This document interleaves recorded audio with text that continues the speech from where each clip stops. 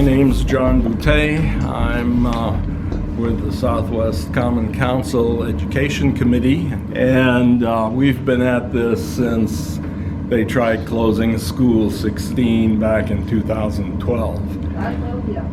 And John was one of the original ones also who rose to the cause, and we've been slugging it away for 7 years now. Yeah. There are days. So, John, why don't you introduce yourself? John Lang, 19th Ward Community Association Schools Committee and the Southwest Common Council Education Committee. So, we have different names to protect different people. And focus of the Community Association Committee is, a big part of that's a spelling bee that we put on every year. So there's 5 schools involved, through 6 grades. What grades is it? 3 through 6. Okay. And the winners of each group get a $500 scholarship to be given to them later when they graduate. 500? Yeah. That's huge. Where do you raise money for things like that? I mean, that's Community awesome. Association. Where? Community Association. But, You know, Rochester Area Community Community Foundation. Foundation, they're Oh, wonderful. oh. Yeah, they're wonderful. I see. Yeah. So they sponsor it. Yeah. wow. Don't be afraid to speak loud, because we've got the air on today. I should go and talk to them and see if they can turn it off. Hi, I'm Colleen McCarthy. I'm from the Monroe Avenue area, Block 66 Neighborhood Association, and many neighbors building neighborhoods. Mary and I are on the education committee at many neighbors building neighborhoods. Hey. And Mary? I'm Mary Coffey. I live Browncroft. I'm co-chair of the Northwood Village Association. And I am as Colleen, and we'd love to see the 19th Ward to be part of. And you, as your interest in education, is a part of many neighbors building neighborhoods, in which all neighborhoods came together. And the more we have, the better we are. And I help with Colleen with schools, and also I'm public safety. And very concerned about our situation in Rochester, which we should all, I think, get together and join forces on too. Great. Eleanor? Eleanor Coleman. I'm with Rotary Southwest and with Catholic Family Center's Youth Build program, which is located over here on 21 West. John? Dorothy Parham. I'm founder of Pembroke Youth and Neighborhood Association. We're located at 1443 East Main Street. And I'm very interested in anything that will better education, social, or anything. Oh, my name is Jeannie Anderson, and I'm here with Emma, and I'm involved, and I volunteer and help there, and I volunteer at the school because I want to make a difference in our education, because I know there's a problem, and I believe there's hope. We have to come together and work together. Okay, great. I'm going to make a quick run and ask them to see if they can turn off Yeah, that it's hard to hear. white noise maker. And Monroe are our 2 libraries. Ah! Fantastic. We know the secret now. Thank you. Thank you so much. Thank you. On our agenda, she's not here yet. We had Alicia Ward at the Southwest Common Council meeting last Thursday. That's the parent organization of this education committee. And she was going to come by to talk about a scholarship program that she's involved with. Maybe she'll make it a little later. Budget overrun. Hopefully Amy will have some more information relative to what the latest is with her, but the best I understand right now is we're going to be laying off about 5% of the staff, which is a lot of people when you're trying to add one here and add one there to do everything that the district's supposed to be doing. So as much as One thing to keep in mind, that's 5% of positions. Not all positions are filled. okay, So it's just, it sounds really bad, and it still is bad, but it's not as bad as it. How do you know it isn't 5% plus those that aren't filled? I'm just guessing, to tell you the truth. I They don't trust said it them. was going to, that even with that, I think they said this 5% would generate, it was either $7 or $9 million towards, Yeah, you're right. Toward a $45 million Right. budget. right? and I read somewhere today that the city has come up with a $10 million extra lot of cash to help them out Our of tax money. our tax money. Hey, if And our that's tax why money we was have a good, right to say something here. if our tax money was doing everything it should, we wouldn't have these overruns. We'd be funding our Amen. schools better, you know. So don't you think we have a right as citizens who pay for public education to know what happened here and who's responsible and why? Yeah, and you know, I think, correct me if I'm wrong, John, I think the situation has been somewhat explained. You know, somebody wasn't looking at how much money do we have left and checking it off one at a time, but the approvals that came through got. Yeah, it's quite a cloud. Mm-hmm. Who, when, where, and how. And I think we have a right. I think they said this summer that the state would be releasing their report after they finished. Oh, all the right, audit. so the state is investigating Yeah, Yeah. I think they are, aren't they, I John? mean, They have a team of people Mhm. here. and they're investigating. They're looking at Otherwise, the books, trying to figure out. what good are we? We just say, do what you want, do what you want. And, I mean, all right, so you're saying the state is, Yeah, one of the things that you know, was obvious during Barbara Dean Williams' tenure here was the state, of course, and everybody who looks at what do we need in the schools say we need more counselors, we need more support staff here and there, and it's true. And you can either say, well, we're not going to do that because we don't have it in the budget, or she was more of the approach of, you know, we'll go ahead and hire what we need, and hopefully they'll come through with the money later. well, Yeah.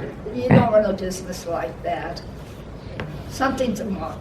Why are we one of the worst school districts in the United States of America? Why? And we're talking about this, that, and the other thing. We got to get back to basics. Our children of Rochester have suffered long enough. Without a good education, like we had, which is an opportunity to move forward, to have good jobs, if there were good jobs in Rochester. The cycle of poverty is now affecting that generation down there, and the chains will never be broken unless we say something. Yeah, that does, you know, that's very true. But as far as the budget overrun, I think that was to a great extent a question of the people in charge trying to do what needs to be done to accomplish what you're saying. It's happening in other cities like this. There's more to this because our children are still low testing. There has been some improvement, and there's been some great things like East High, which of course does have the counselors and that there. And thank you, U of R, for being part of it. But around, there's very few. And again, it's the children. Oh, yeah, I agree. One of the things that has hurt us has been the loss of some of the big employers that we had before. When I came to Rochester in '68, Kodak was encouraging their workers to be involved with schools, with various support activities to help the community, and people did, and I was involved with junior achievement at the time. We had about 7 teams who were pulling together by the end of that phase of my life, and that helped kids that get involved with that. As Kodak has withered away, so having a lot of high-paying jobs, and it's nice to see the University of Rochester stepping up and getting involved Right. in East High, but And many of the children lived in Rochester if their parents worked for Kodak or Xerox or Bausch and Lomb, would go to the schools. Yeah. And then when the schools got so bad, 2 things happened. They sent them to not public schools, but private schools, or they moved. And unfortunately, those that remained never had the opportunity and will never have the opportunity to go to a better school, which they can pay for because there was no means, or the opportunity to move into better school districts. So again, the children. yeah. And of course, we also have the question in your area. How many parents are involved in your groups? Well, my children goes to number 52 school. got- They go to school like 52 school. The parents are very involved here. Mm-hmm. And they go to like charter schools. So they in a pretty good school, but like number 9 school, they doing pretty good there, but overall, it don't be that many parents. Maybe they feel like we are. They feel disgusted. They don't know what to do. Mm-hmm. And all kids are failing, they're in poverty, and we need to do something to change that. And what we found shortly after we started looking at what issues we had to address is the busing situation that we have in Rochester, which is absolutely crazy. Yes. Here we've got School 16 and a 1.5 mile circle around that. And you can get on bus to 16 if you come from someplace where you have nothing to do with this neighborhood. But all the kids who have something in common with this neighborhood, they've got to walk if we go by those rules. And that just destroys neighborhood schools. And, it depends on... I'm sure there was a time when there were some neighborhood schools in some neighborhoods that were predominantly minority, and the schools in more mixed neighborhoods had more affluent parents involved. But that has changed. All the schools are filled with students who are below the poverty level, And so if you scramble them by busing them all over the city, or don't, it doesn't make any difference. The only thing you accomplish is separating their parents from the school, because they get the bus and their parents don't. So come some event, Don't have cars. and you wonder, we've talked about this for 7 years now. We've talked to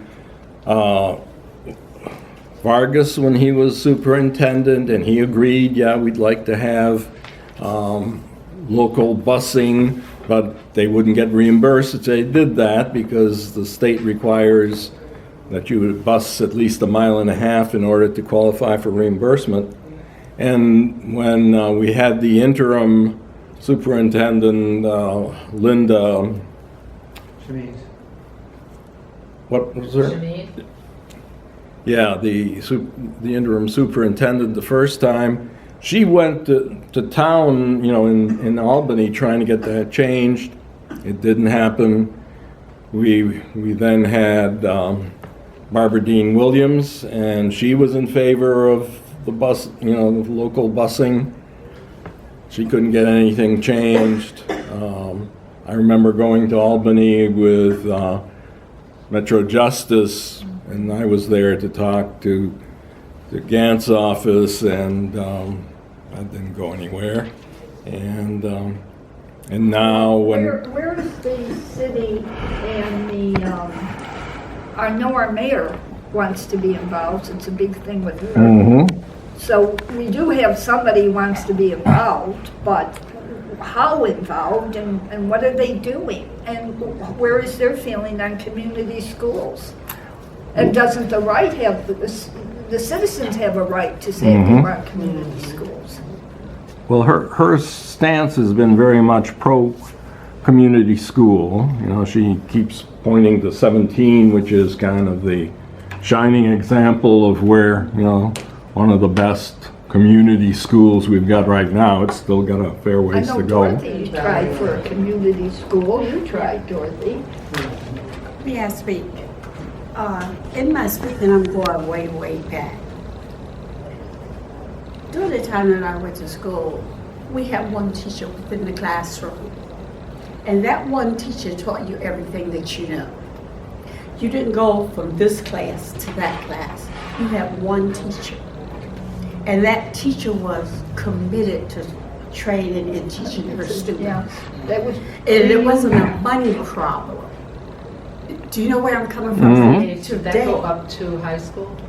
Up to All the high way. school? When I went from preschool up to 6th grade in the same school. Mhm. Within that school, that teacher taught preschool up to 6th grade. So they We have moved 6 with the class? Yes. She moved with You- the class. and I had a very, very interesting teacher. What she would do, first in preschool or 1st grade was taught by 2nd and 3rd grade. Mm-hmm. Do you understand? And as we moved up to the 7th grade, you had one teacher that taught everything. One teacher. And in that class, we had home ec, we were taught how to cook, we were taught how to sew, we were taught all the necessary things that we needed to know as we grew up. And money was not a problem. The teachers taught because they wanted to build up the kids. But nowadays, money is a problem for everything. You know, poverty, they say, well, the poverty, it's the poverty. Well, you know, there's a lot of cities in the United States with poverty.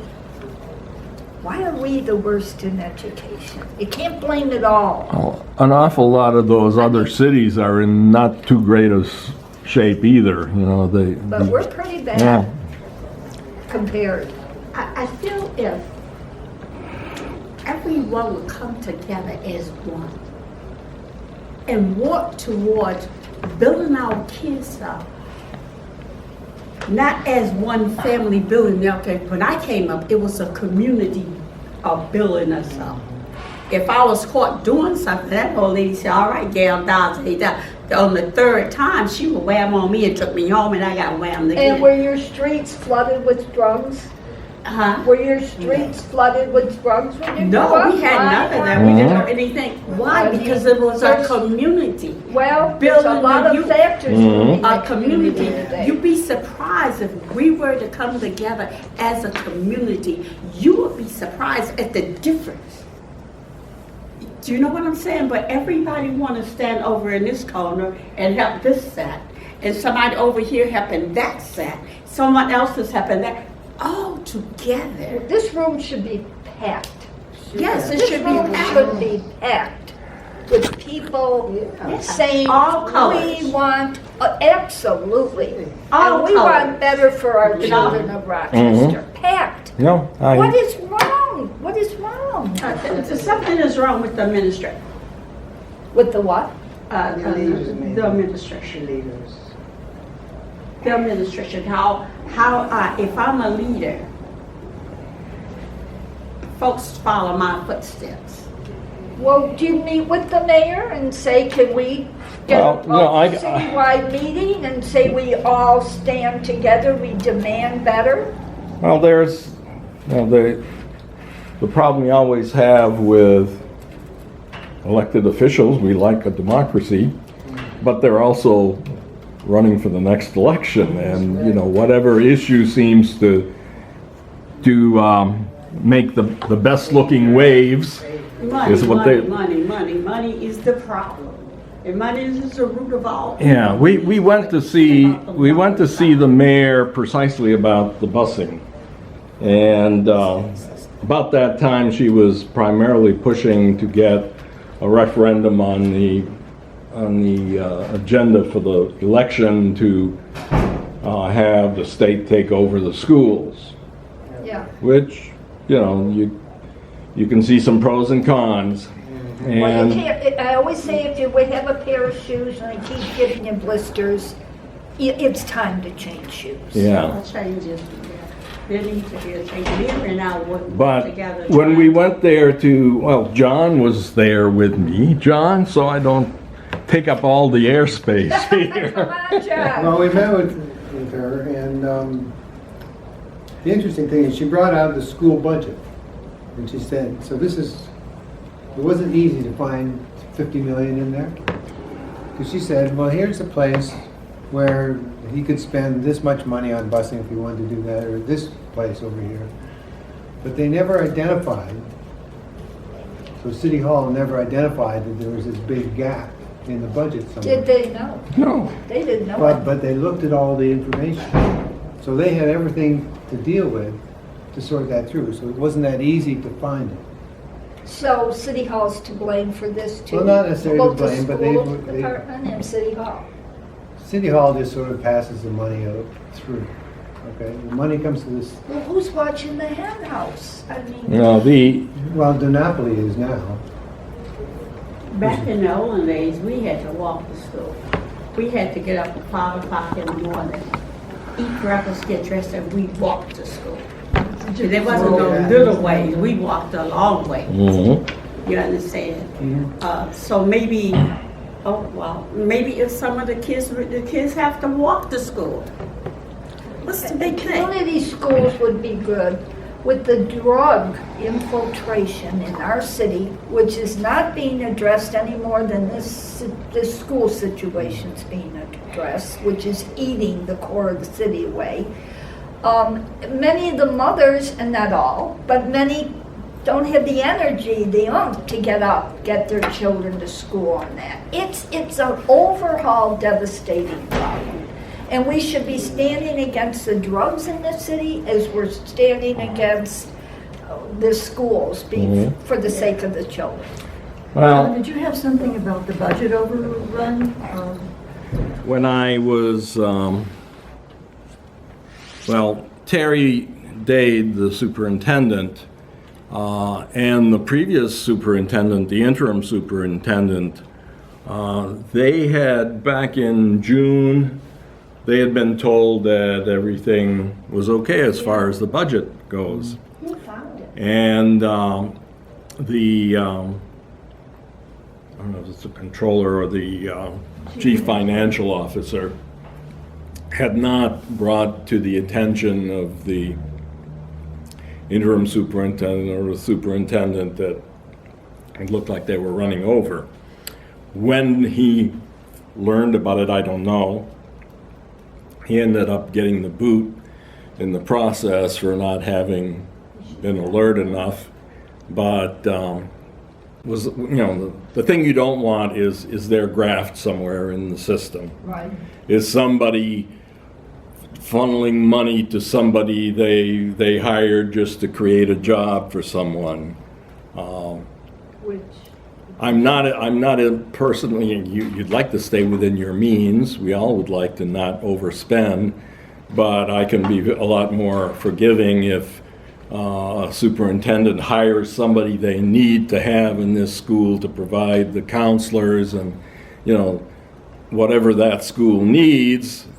if they're pushing the limit a bit, that's not nearly as bad as if somebody is actually doing something And if you saw underhanded. good But on the results. other hand, You're not seeing if good you're results. hiring these people because you're anticipating the state's gonna give you Yeah. that pot of money, you've gotta know that the money never came, and you would, Mhm. and the date when the money should be Yeah. there to cover all these expenses.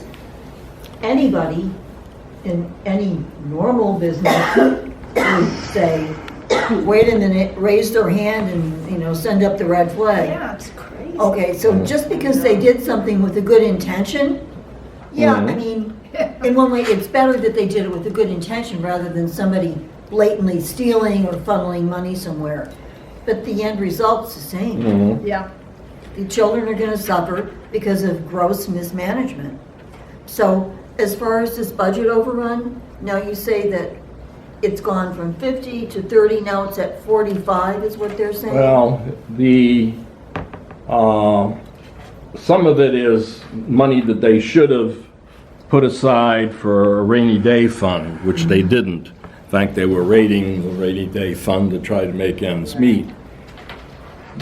But they were around 28, 30 million that they were short, when you count money that should have gone into the rainy day fund and overspending that took place.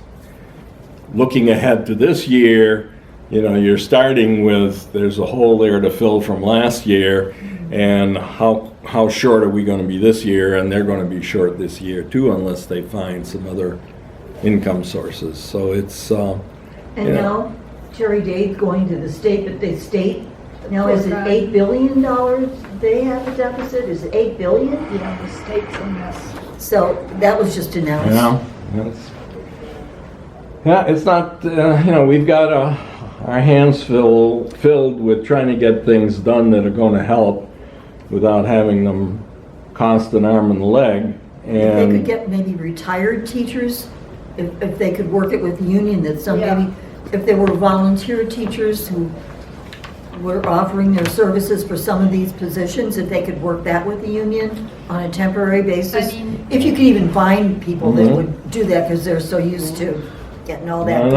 know. Anyways, that's one of the issues we have. Now, I can tell you I got started looking at working with the city school district, actually going downtown back when my son was at school 19, and he was taking a Spanish immersion class there.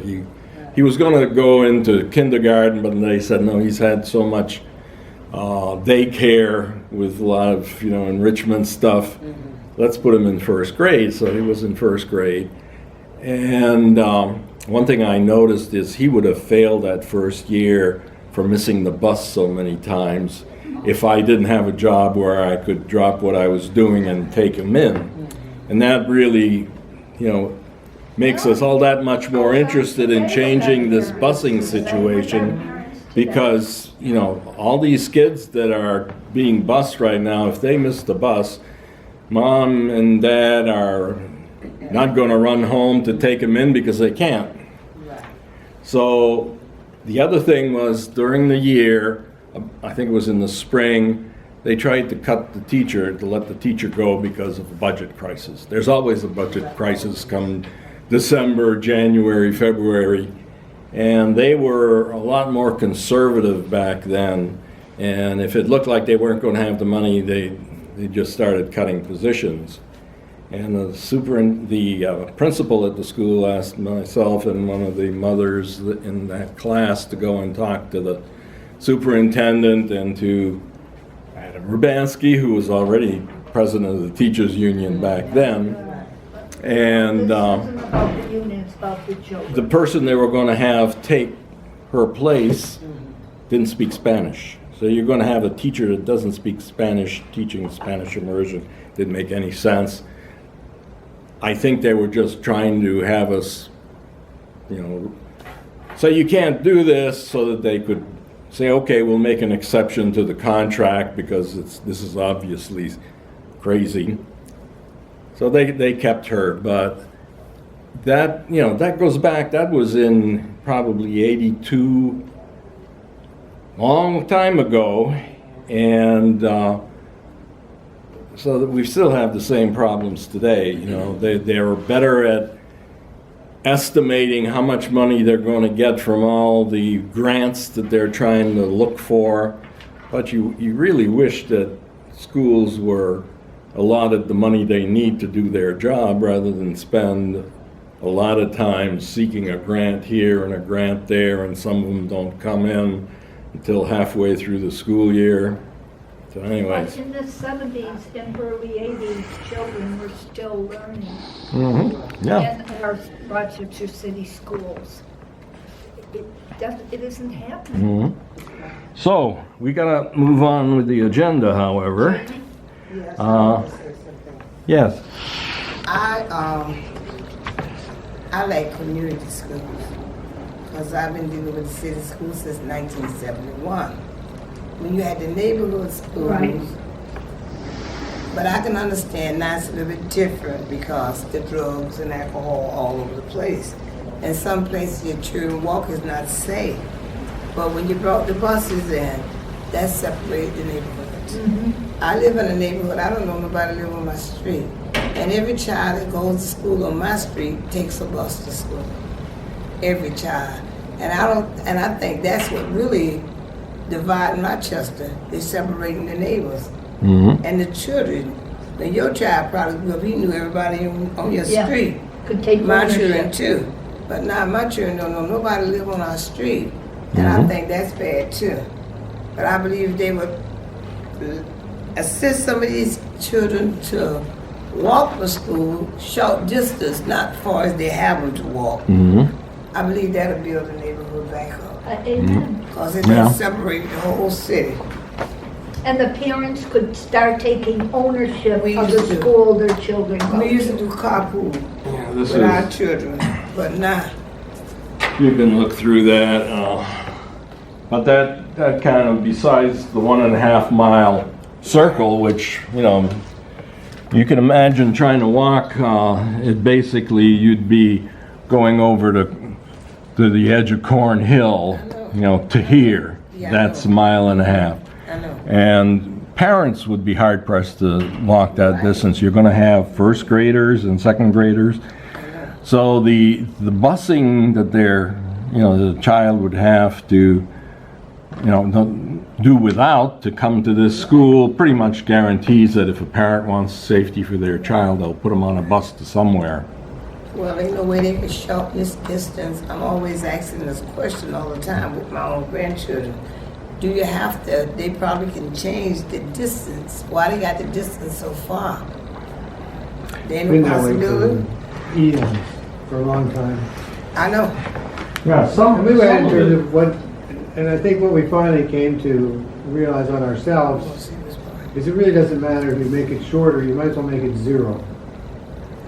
So Yeah. busing for all. if you look at some of the density of Yeah. schools, and these are all schools, now those are pretty close together. Right. And when you had all these schools, but they've been trying to close schools They for sure several have. years I now. know, I know. So, for this school, which is school number 10 right now, it used to be 37, Right. and it's being renovated right now. We just had this one renovated. Right. 44 they've been trying to close, but Yeah. we still have it hanging in there. But then over here, there's, they're right on top of one another. So any kids in this area, it's a pretty decent, not too bad a walk, but Right. if you're over here, it Far. gets a little bit further. I know. Terrible. So can, maybe you come to many neighbors building neighborhoods or something that we can get more people to back this? Yeah, I can make a stop over there. When's your next meeting? I'm not sure, I think it's in about 2 weeks. And also, that we come together, that we raise the quality of education. Mhm. Oh, yeah, that's, I mean, we fought to keep School 16 and School 10 open and get them renovated. We succeeded at doing that. But now we're looking at, we want to make sure that somebody doesn't come back to us and say, Okay, so we renovated these schools and they're still failing. That wouldn't be good. Well, they have renovated these schools. Yeah. They put millions Mhm. renovating. In fact, there was corruption in that too, wasn't Oh, yeah. there? I mean, what are we? I mean, we just sit here like, oh, it's crazy. Yeah, I think the big thing that didn't happen in the first round of money for renovations was they didn't hire as many local minorities as they should have But for they that. lied about it. Yeah, well, they did better the second time, from what I understand. Yeah, well, Now we gotta move on here. The community engagement teams. John and I have been involved. There were 4 schools in the Southwest that were in receivership, and they're becoming community schools. And it's required for schools that are either in receivership or schools that are becoming community schools to have a community engagement team. And the community engagement teams involve teachers and staff, might be businesses or service organizations in the area, and we're involved with them as being representatives of the community, basically. So we've been trying to keep track of how those are doing. And in the notice that I sent you, you received the notice through, if you look at, this is kind of an expansion of the same thing.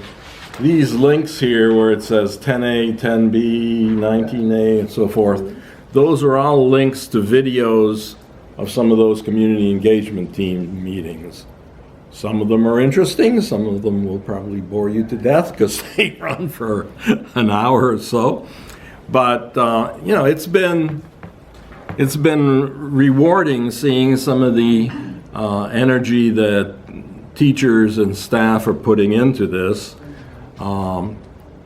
So it's been, you know, there are a lot of very good people in the district, and there are some that probably could stand to move on, but by and large, you know, it's impressive. But if you've got kids that are all coming into your class that have problems of one sort or another because of poverty, you know, they were up last night into the wee hours because the police was raiding the house next door or whatever, you know, things that some of them have to endure, which most of us didn't none of us run did. into that. No, so we should be on that too. Yeah, we have to try to make sure that, you know, one of the things we've been trying to do is make sure that the teachers are aware of the neighborhood around their schools, are not overly afraid of the neighborhoods, you know, because, yeah, there are some dangers there, but it's blown up way out of scale in the minds of a lot of the people who drive into the city to do their job and then drive home So and never. most teachers don't live in the city. Yeah. And yes. Well, overall, I have quite a few grandchildren that we live in the city. I know there's a lot, but when I came up, I didn't have nothing. If I was living in poverty, I wouldn't have lived no old age 5. But look at me now. And I don't even teach my kids they living in poverty. I tell my kids, you may not have everything, but you have strength, life, and ability to learn. And hopefully they're all doing okay. I got 3 grandkids in college right now, 1 in Buffalo and 2 in Rockport. Right off of Clinton in that area. You have to teach your children, every parent may not be, but churches and community people, I don't feed poverty to my kids because I believe there's always hope and faith. You can survive. You just got to believe in yourself, but you got to have people telling you that. But if somebody's telling you living in poverty every minute, you will begin to think that, and you're not going to progress. You'll be angry. You'll be angry. Right. So right now, at the school, you may be in poverty, but there's a possibility you can improve. We work together, you can do better. The school that my children go to, number 52, those teachers and staff encourage the children to do well. It doesn't matter where you live, it's who you are. Right. And that's where I believe. And I believe there, if we stop talking positive, thinking positive, keep saying you're in poverty. Like I said, I wouldn't have made it no 4 and 5, but just look at me now. I would never tell my kids you living in poverty, you cannot do nothing, you can do all things through Christ that strengthens you. That's my belief. Mm-hmm. And it done made it so far this way. Well, I think that's a good way to do it. If you tell a person that they're disadvantaged and therefore they can't accomplish, All the time, yes. that hurts them. And I got a daughter as a teacher. So I'm letting you know you can survive, but you cannot hear that all the time. You can't do this, you live in drugs, do this, do that. There's always hope. Yeah. No, when I talk about the fact that, teachers need to be aware of some of the difficulties that the kids have, and if Yes. they did not grow up in that environment, Right. they're not prepared to deal. If what you need to do when Johnny or Susie comes in the morning is to get them to calm down because of something that really upset them, and they need to calm down and have breakfast and be ready to learn. Yes. They have to see what's before them and treat the child the way the child needs to be treated, rather than say, oh, he's unruly, why don't you get him out of here? And so that's one of the things that we've been pushing, is trying to get more effort to get the neighborhood associations involved with the schools. And one of the things, if you look at the video that we have of the July meeting, we had Daisy Algren, who you know from the president's meeting. She came in and talked about what she might be able to do to work with the schools to provide some services from the Neighborhood Service Center to help the teachers get more familiar with what the resources are that they can, tell their parents about.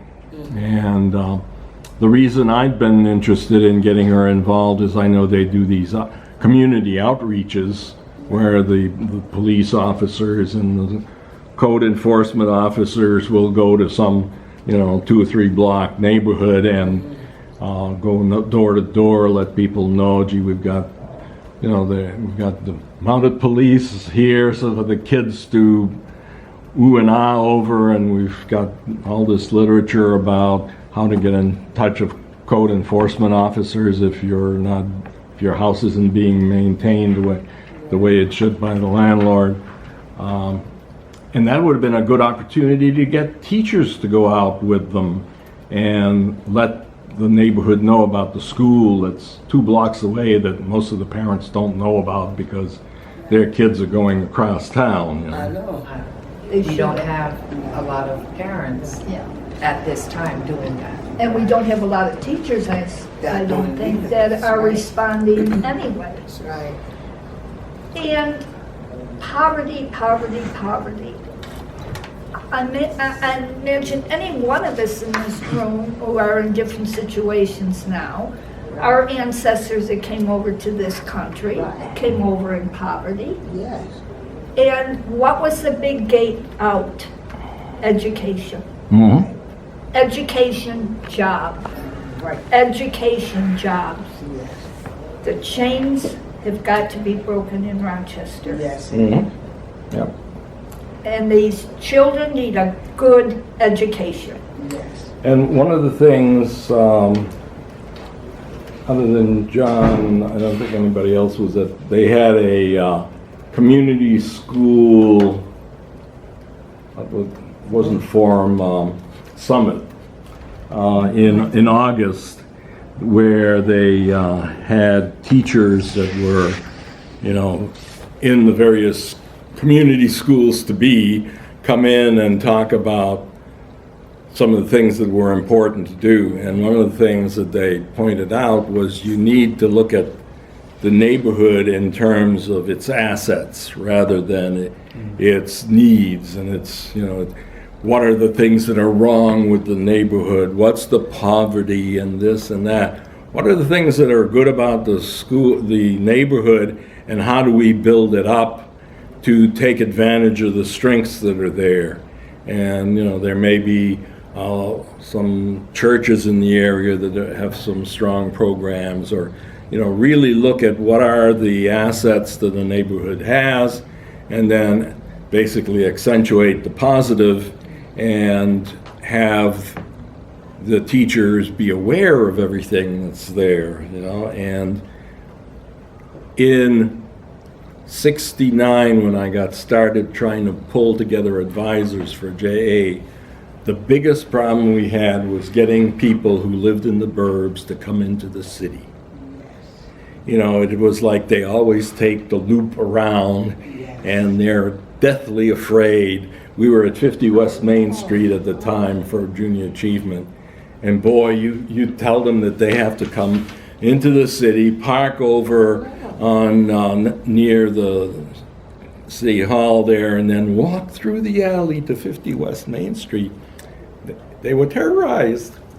I mean, I never had anybody look at me cross-eyed as I was doing that in the 7 years that I was involved with that, but perceptions, you know, that are terrible, and we have to overcome that by reaching out to people and reaching out to teachers to make them comfortable. I was over at School 44. We want our teachers to teach our children. Yeah. That's it. Yeah. Yeah, we want them to teach the children and to not themselves, you know, show fear of the neighborhood that they live in. I know. You want them to be able to go on school, you know, home visits without looking over their shoulder every step of the way. Well, we have to work on making our city safer. If we we're all ignoring the drug problem like we're ignoring the educational problem. So anyways, yeah, one of the things when I was over at School 44, remember when well, you're not from the neighborhood, but there was 3 people got killed in a house kind of across the street from 44 back about 3 years ago probably now. And I was over at the school talking to them about we need to get, you know, teachers more involved with the neighborhood. And when we talked to teachers, most of them had never set foot in the neighborhood other than to park their car in the school lot, hopefully, and come into the school. Then after class, they back in their car and they go home. It doesn't help when you have to acknowledge, yeah, there were 3 people killed across the street, but don't worry about that. We need to get you into the neighborhood. But it was drug activity again. You know, most people. Yes. Yeah, I think when I'm listening to going and thinking back way back. When I went to school, we had one teacher. That one teacher taught us everything. Everything. We didn't go from class to class. We was with one teacher. And with that one teacher, you learn to trust that teacher. You learn to understand, and she understand you. But nowadays you go to a different class for everything. Not in elementary. Not in elementary. We had the same but- teacher for everything. And I think that was my first teacher. I loved her to death. I'll never forget her. You know, and she was an awesome teacher. She was the grandmother of, what's that woman's name? The lady that played Bill Crosby's wife. Mhm. She was her grandmother. But she was a Bessie Ayers. She was an awesome teacher. And I had her from preschool up to the 7th grade. And we didn't go to other classrooms. She did everything, even to teaching us how to cook, how to sew, all those things. That could be a good thing if we could initiate something like that here in Rochester. Then you won't have to worry about all this money. You got one teacher teaching the classroom from, per se, preschool up into the 6th Well, grade. they do have some schools which, what do they call that when they Traveling with the kids. yeah, traveling with the kids. There are a few schools, and they've talked about it at some of the CET meetings I've been to, you know, whether they're going to try that or not. They should. That would save them money. They wouldn't utilize all the money that they leave. Mhm. They got a teacher for this, a teacher for that, that confuses the child Yeah, with different attitudes. my son, when he was in the Spanish immersion, he had Cecilia Golden for 3 years because she was the one who started that program there. So they kept the class with that teacher for 3 years, and it was great for him because she was a good teacher. If she'd been a bad teacher, it might not have been so Yeah, good. but every day you got to run from this teacher to that. Sometimes it's confusing. Mhm. That's not happening for elementary students. Yeah, Elementary students have one teacher for the year. They go out for That's gym. K through 6, They go right? out for gym.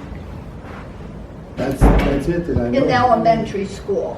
They have one, but then that Yeah. goes Yeah, up. we We had one teacher from the Yeah, all the way through. preschool Yeah. to the 6th grade. Then when you went to the 7th, 8th, 9th, 10th, 11th, you still had one Oh, teacher. see, yeah. yeah, one he still had one teacher. teacher. Yeah. So that, and you know what? East High School is in North Winton Village. And when you say this about caring, and I'm not saying they didn't care, but what a difference. The kids were leaving that school all day long. They were doing drugs behind the buildings, had everybody, meeting with everybody, the mayor, head of school board, head of school security. But that school said, well, there's too many doors, we can't watch them. I mean, I really think the school district is almost untouchable.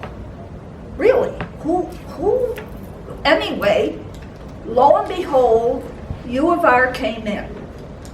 And we have a great principal there. It's a difference of night and day. You don't see the kids roaming all around doing drugs behind buildings and that. They don't leave the building. And we had something over there in North Winton Village, and we had the children greeting the people coming in. They were wonderful, shaking hands and welcoming that. And you could see the care of the teachers. And afterwards, the teacher said, now, do you all have a way home? You know, if not, we'll make sure you get home. There was that sense of caring that you know, and you can see it all Yeah. over the children. Yeah, it's Just like possible. Dorothy It's said. possible to achieve that. Obviously, they have. They went from a terrible They condition did it. to a good condition. They did it. Because Right. someone cared. And they care. You could see when Yeah, they all someone cared. The cared. kids, the teachers. There was respect for the kids, just like That's it. And it required an extra amount of money. yes, it did. And I think you have to be a teacher that is dedicated to teach Yes, there. not just money. It's a demand. It took extra counselors and that, yes. But I think all the way from the principal down, you are dedicated to that child, or you're gonna ask for a transfer All out. right. I don't think there's an easy ride at all there for a teacher. So I think it's it's what situations used to be years ago. So it can be done. Okay. Well, the other thing that happened recently here was we had heard from Dan Dermisage, who is heads up the Rochester Coalition for Public Education. And it's a group, a lot of past principals, teachers, some folks from the educational committee in the colleges, and some of us, John and I, got involved with the group. And they had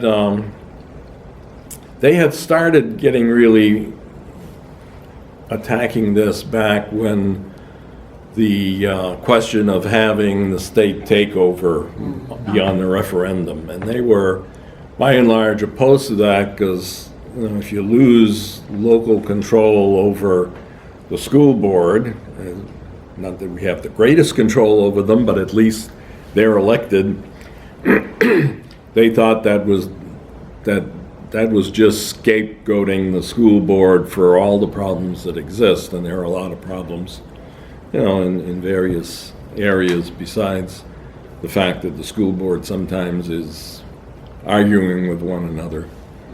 So they started this group to investigate what could be done, and we had Dan come to one of our meetings back in September, I think it was, and he went over the report, and I'll send out a copy to you of the latest status of that, because they're going to go in and talk with Wade Norwood this on the 4th next week. Is a great guy. Yeah, great guy.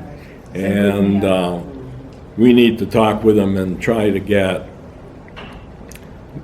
him to do what he can to advance some of the things that we see as being not necessary. Now, we got involved with him because we've been pushing for this, local busing so that you don't have to go a mile and a half.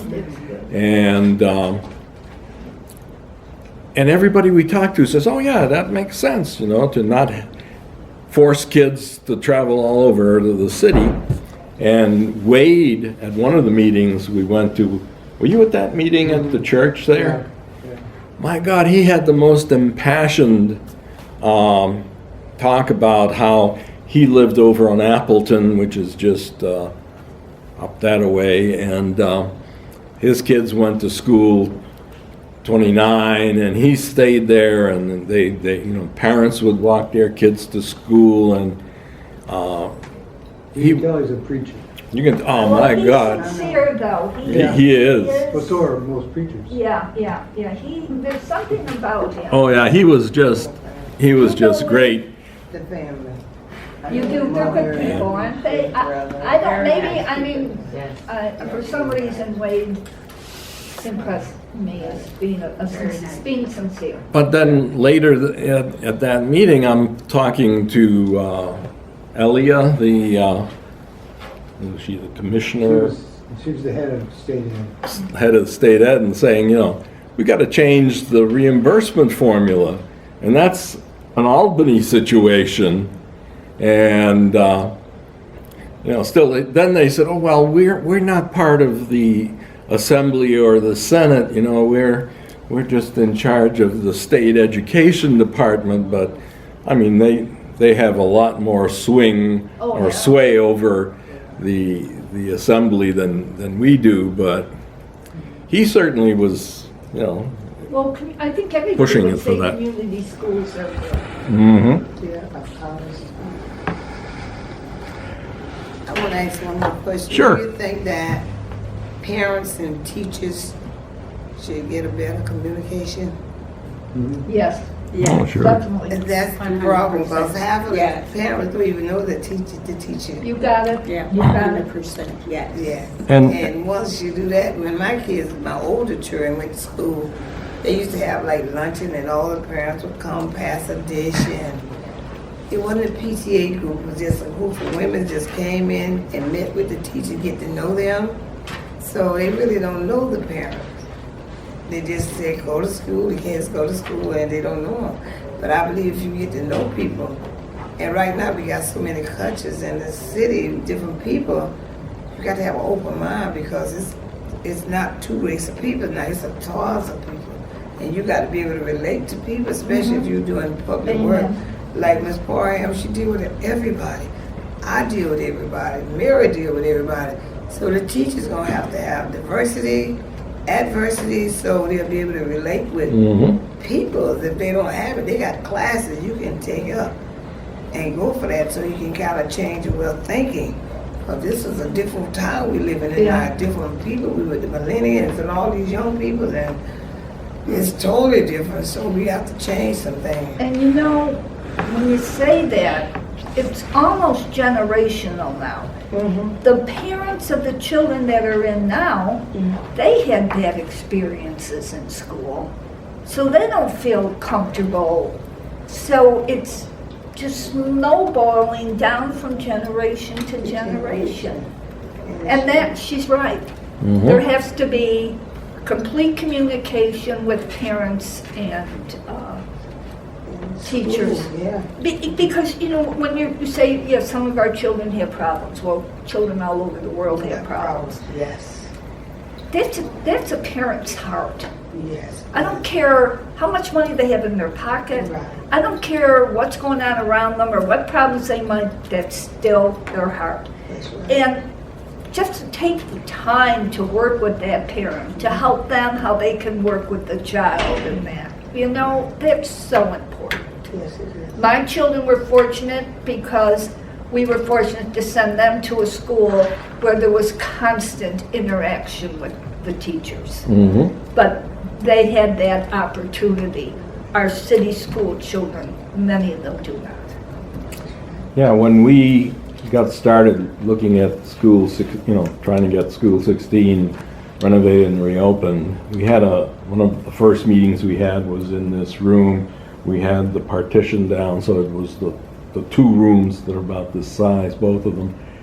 And it was pretty much full. And we had, I don't know if you made it to that first meeting, your wife was there, well, Kathy was there. And we had Ralph Spezio, were you there when he came? No, I missed that meeting. I was Yeah. the one at We the had school. Ralph Spezio and Louis Aponte, is it, from the neighborhood over by Yeah, School yeah. 17? Yeah, he's very active. And they came in here because we wanted to get a feel for what were we going to be in for as far as, fighting for the schools. And one of the things they said, when Ralph Spezio had been the first one to get School 17 working well back in the 90s. And the thing he had done was stop the busing, because back then you could do that. Principal could say, no more busing to the school, everybody's from the neighborhood. They can't do that anymore, so we have to look at trying to bus the kids from the neighborhood to the school. But that's been, because if the kids can walk to school or be bused to school from nearby, then their parents can walk to school if they have to meet with the teacher. Excuse me. I've got a cough drop. I think I've got one, because I try to come prepared. Yeah, I've got one. The thing that we've run into is that in many cases, the only time the parent makes that extraordinary effort to get across town to go to the school is when there's a real big problem. And they come into the school They're less gonna than... be kicked out if they don't come in. The parents. And they come in mad, and that sets off less than a Yeah. great interaction with the teacher. And, teachers sometimes, they get a call from the central office, gee, a parent of so-and-so is on the way to your class to see you, and feel a sense of dread. Oh my God, what is this going to be? You'd like to have parents there for all the good things, for the plays and for coming and talking about how Johnny's doing well, and to do that, we have to have more neighborhood involvement in the schools. And that's a two-way street with the schools. Schools have to make it a warm, welcoming place. for parents. I'm talking about, you know, number 36 closed, but they took it over as a charter school.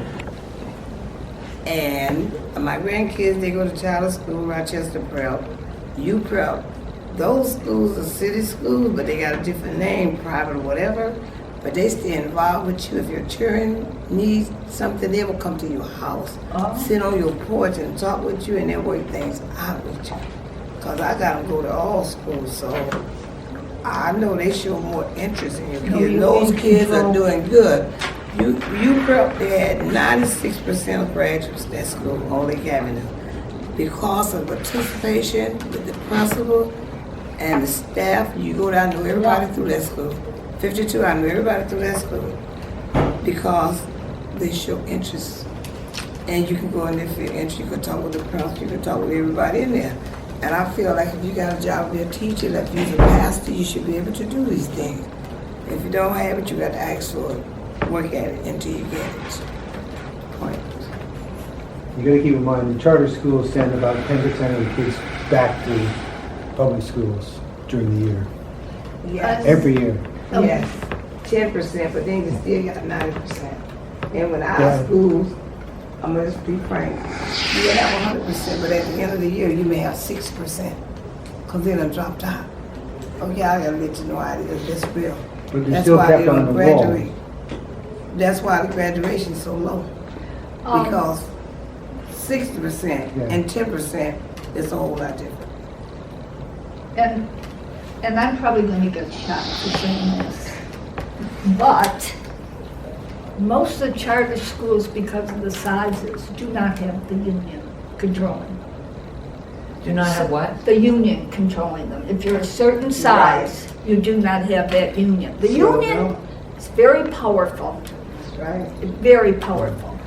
So if there's a teacher not doing their job or not, if they're not falling in line the way things are or the way they want it to be, they can say, you know, maybe you don't feel comfortable here or that. It isn't so in the city school district where, in the name of God, do you get a job and have tenure after so many years? And there's some wonderful teachers, don't Yes, get me they are. wrong. Yes. But the union is powerful. Yes, it is. And even, tell me, I've been told that even our school board receives, many of them, money from the teachers union for their campaigns and also get help for their campaigns. I don't know how true that is. I don't know. It's true. That would really, I mean, that's a Well, horrendous conflict of interest. they endorsed a slate of candidates. And do they give them money and help them with, I believe so. I mean, during the campaign, that's a bit of a conflict of interest. It's about the children. That's all I gotta say, it's about the children. And as I say, there's wonderful teachers and they know it's about the children. Well, yeah, it's, as I said, back in the 80s, when I went to central office the first time to talk to Laval Wilson, and then went over to the teachers union and talked to Adam Urbanski. Adam's still there. We've gone through probably half a dozen superintendents since then. And things have gotten worse rather than better as far as the school performance.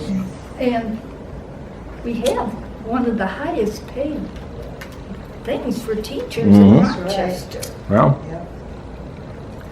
yeah, and I was, Peter McWalters, he followed Laval Wilson, and he was great. He had a teaching background, didn't really have the administrative credentials, but he did a great job, and he was the one who helped negotiate that lucrative contract with the teachers union. And when you look at the lack of pay that teachers used to get, it used to be that it was woman's work because nobody could afford to keep a take care of a family on what a teacher made. A And, lot of teachers have second jobs. yeah, Well, the Rochester's salary for teachers is pretty good. so the pay increase that they You negotiated, look through them online? we all What? hope, You can see all the salaries for all the teachers in there. I didn't think they were overpaid at all. No, I say they're pretty well paid compared to other places. Wouldn't you say, like, on average, they're making 50, 60 a year easily? It's about that, yeah. I think that's a good average salary, to say the least. For Rochester. When you have the summer off, or, and well, yeah. I think it's good compensation, in my opinion. And, the thought at the time that they negotiated that contract was, well, we were gonna have the best teachers. Amen. And that was good, but then the suburbs basically raised their pay also. I had somebody call me from Boston after that big raise and the big thing, and they were going to do all this stuff, saying, "Oh my God, Rochester! All the eyes are on Rochester. We're all waiting to see what's going to happen." Well, I hope they're still not watching. Well, let's see, School 29, 44, Wilson commencement. We've had Joe's, Baldino is the principal at 29, and it isn't a community school, but he's been doing a lot of work trying to get the community involved with the school. And some of the folks in the 19th Ward helped put in a butterfly garden in the empty lot, kitty corner across from the school. And we got a little free library installed there, and neighborhood is very happy with it. Be nice to get them to take care of the flowers too, but the school is doing a pretty good job of taking care of maintaining the lot. They've painted all the ballards around that lot, and I haven't been up since they put the fencing up, but The children participate in the garden too. Is that wonderful? yeah. So, hopefully things like that, you hope, bring the school and the community together. We have to really work at doing that. Right. And Make people as you feel said, we need comfortable. 50 people here. And I'm not quite sure how to do it yet, or else. The other thing that Joe said is they're actually recruiting students. So they're looking for Active. students because their enrollment is down. Oh, And he's worried that, it'll close. yeah. So I think none of the schools around here are full. Well, we will in that case see it closing. Yeah, yeah. I think it's inevitable. Yeah.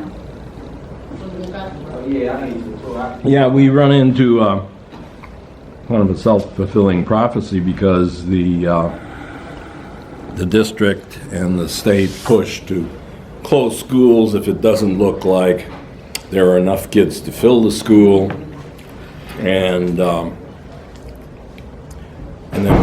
we'll see a charter school maybe move in there, or And that certification is national. They get their OSHA 10, they get tools. Now we're talking about youth bill because this thing This is it's shut off here. Yeah, you can. Wonderful. And they work Good learning at a a Habitat skill. for Humanity site Yeah, okay. where they're applied. So the last cohort started November 4th, and it's in process now. And we're hoping to be refunded. We haven't heard How yet. many do have? There's about 18 in this class. It's So you the have a highest class every year? No, there's, it's only about 4 months long. So we have a class a few times a year. Do they have to be high school graduates or? We specifically take non-graduates. We're designed That's to take most of our wonderful. students don't have their high school equivalencies, and we work Oh, with this is community wonderful. place. Yeah. And so Threshold is in community place on Parcells, and so half the day they go there, and half They're the day they're learning with this, us. yeah. We push for the high school equivalency, and one of our students, Kobe Mateo, got his high school equivalency while he was still in the class, in the NCCER class. So he's our star student, and then Community Place, because we also push volunteering. Community Place hired him as an intern, and he is, because he was volunteering with the kids that still needed to get their equivalencies, and they hired him to work in that task class, and not next week, but the week after, he is actually going to sub for the teacher, because he's been doing such a good job with the other students. Isn't that exciting? So exciting. So the other thing I do is Rotary Southwest, and that's kind of formulating. But we do have an induction ceremony December 5th. It's Thursday, December 5th at 6 o'clock at Carlson Commons, where a couple of the new members are being inducted into the Rotary. Yeah, I belonged at the East Side. Oh, nice. I'm not active. Did you know Millie Reynolds, Jordan Reynolds? No. She was a recruiter at one time. Yeah. Oh, okay. No, we're pretty new. So that's that. I think that's wonderful. And National Night Out is something that we're looking at taking on, because nobody did it last year. It's great. No? Yeah, I mean, it was very, very small. You know, when Swan was an entity, it used to be after school kids, it used to be a Is huge Swan event. inactive now? Inactive. Oh, they were Very. wonderful. Yeah. I used to work with them when I was in. Yeah, me too. Yeah. So, that's it. You know, that gets to a point. I'm originally from Buffalo, and the vocational school started in Buffalo, New York, Burgard, McKinley, and that, where they were taught skills. And this is what we need also in Rochester, New York. It seems now, your program's marvelous. They're now moving all these skilled air conditioning, this and that, out to MCC, which means the child has to have 4 years and a degree, and then go to MCC, where at one time, I mean, you know, maybe someone's great in Shakespeare, but they couldn't fix a car. Yeah. So everybody's got different. They should be coming back to the schools too. Just what she's doing is marvelous, and they should start bringing back the vocational schools for those that have skills and other things besides reading, writing, and arithmetic. Yeah. Yeah, it used to be that Edison was great as far as getting people trained in the various We had a couple professions, of, and then it became popular for everybody to look at having the kid be ready to go to college, and the trades lost, and and not everybody is meant to be in college. Right. And because, but they have these wonderful skills, Mhm. and we're missing it. We're missing it completely. And there was a time, I remember when, back in the 80s, you know, some parents thought that their kids were going to be tracked, and if it was a minority child, that they might end up being pushed into trades rather than into a college program. And I think that's one of the things that led to having schools like Edison kind of go downhill, because there were fewer kids being, Well, I think urged in. MCC making it a business too didn't help. Having MCC do what? Having MCC taking it over kind of took it out of them on the high school level. Mm-hmm. Where it always was. And I can remember in school too, you went to a college prep school for high school, this in Buffalo, or you took college prep courses to go to college, or you took business courses, especially girls' schools where you learn to type and do business things. And so they had I did things that. adapted to people to use. Now it's like everybody's generic and we're losing a lot of skills, and I think this is outstanding. Oh, yeah. Yeah, you want to have, you know, a child who is more at ease working with their hands or, you know, particular skill. They have to be, you know, encouraged to develop an ability at those things and come out of school having a profession rather than get bored because they can't handle Shakespeare or trigonometry or something. But And in many cases, it's probably worth more than a BA Yeah. today. okay, do we have any walk-in items that we haven't talked about yet that aren't on the agenda? Not for me. Not from you, no? Okay. Well, it looks like we've probably touched on most of these things. There's a lot more that we could, you know, talk There's about, a lot but to do. a lot to do. We should need more, everybody to say, Now, hey, we got. we're gonna not have a meeting in December because it would have fallen on Christmas Day. And I think I'm my wife surprised would have you're not been, having one. my wife would have definitely said, you're Yeah, not right. gonna have All anybody along. show up today. And she would have been right. Yeah, if you thought it was tough on Thanksgiving Eve. Yeah. Yeah. Okay, well, thank you so much for coming, and I hope we'll see you For your again. hard work. Thank you. And I'll try to get over to one of your meetings soon.